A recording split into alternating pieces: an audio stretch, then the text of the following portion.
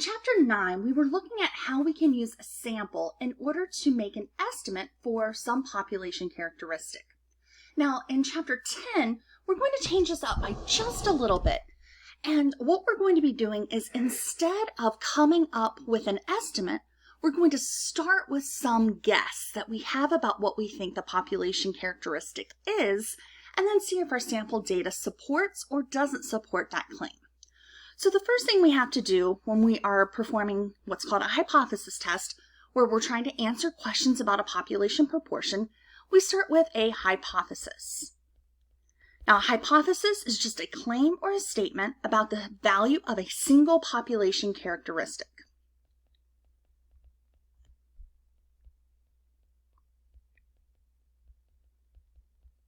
Right now, we're just focusing on the population proportion, but in the next 2 weeks, we will be looking at how to determine a hypothesis for a population mean, as well as looking at some regression.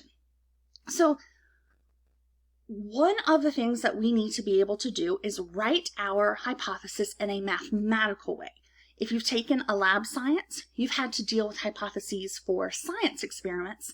It's going to look a little bit different in a statistics course.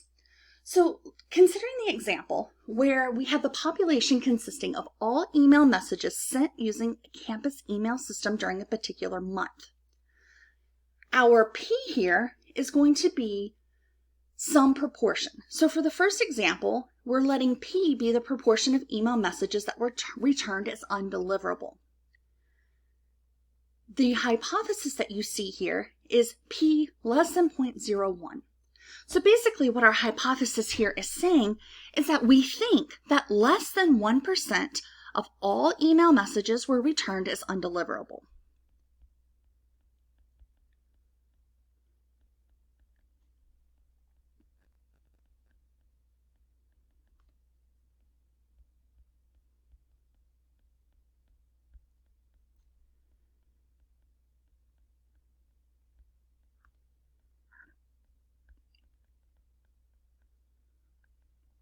And I know it's a lot to put this into words, but we want to start with words so that we understand what it is that we're trying to do.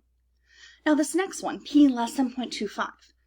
P here, that would be given in the context of the question. Let's say that we were interested in the proportion of email messages that included an attachment.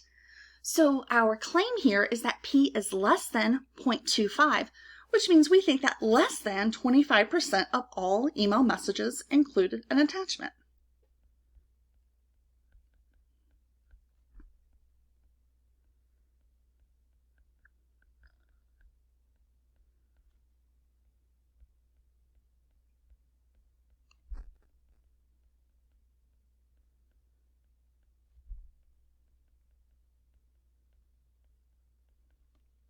Now, sometimes we will go with greater than, and for this third one, if we're interested in the proportion of email messages that were longer than 500 characters, maybe we're looking to see if that proportion is greater than 0.8 or 80%.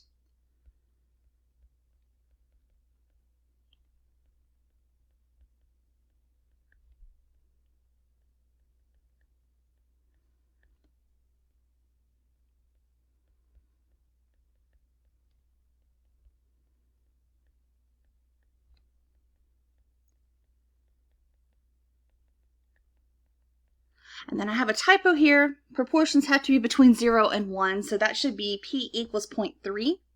And so sometimes, well, actually always, we're going to have one hypothesis that's equal, and then we'll have another hypothesis that is either greater than, less than, or not equal to. And so you'll always start with an equal. And so here, if we're looking at the proportion of email messages that were sent to more than one person, if we said that P equals 0.3, then that means that we think as a starting value that 30% of emails were sent to more than one person. So when we write these hypotheses, they are always going to be about the population characteristic. They are never statements about the sample data.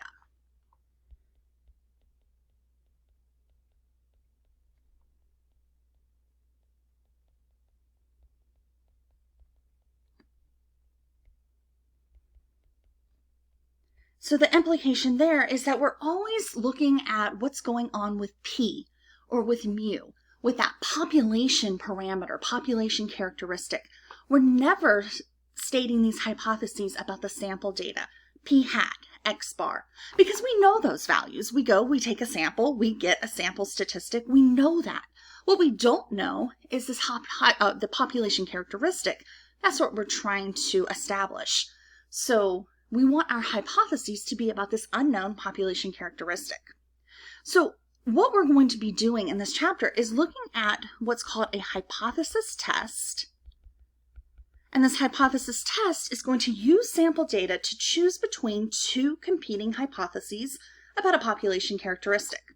We start with a null hypothesis, and that's usually written as H with a little 0 subscript. I call that H0. And that's a claim about the population characteristic that is initially assumed to be true. So you have to come up with some value that you think the population characteristic would be equal to. So these are always equal. Then the alternative hypothesis is going to be that competing claim. And so here, these are going to be, well, maybe we think it's greater than that value. Maybe we think it's less than that value, or maybe we simply think it's not equal to that null hypothesis value.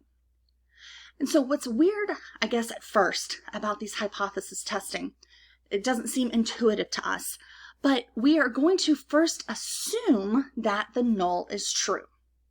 And then we'll be collecting our evidence from the sample, and we will either reject the null hypothesis, and so the null hypothesis is rejected in favor of the alternative hypothesis only if the data provide convincing evidence that the null is false. If you don't have convincing evidence that the null is false, then we would not reject the null. So think about this. If I told you that the weather today was going to be 75 degrees, and you went outside and the weather was 74 degrees, well, would you think that I was wrong in my prediction?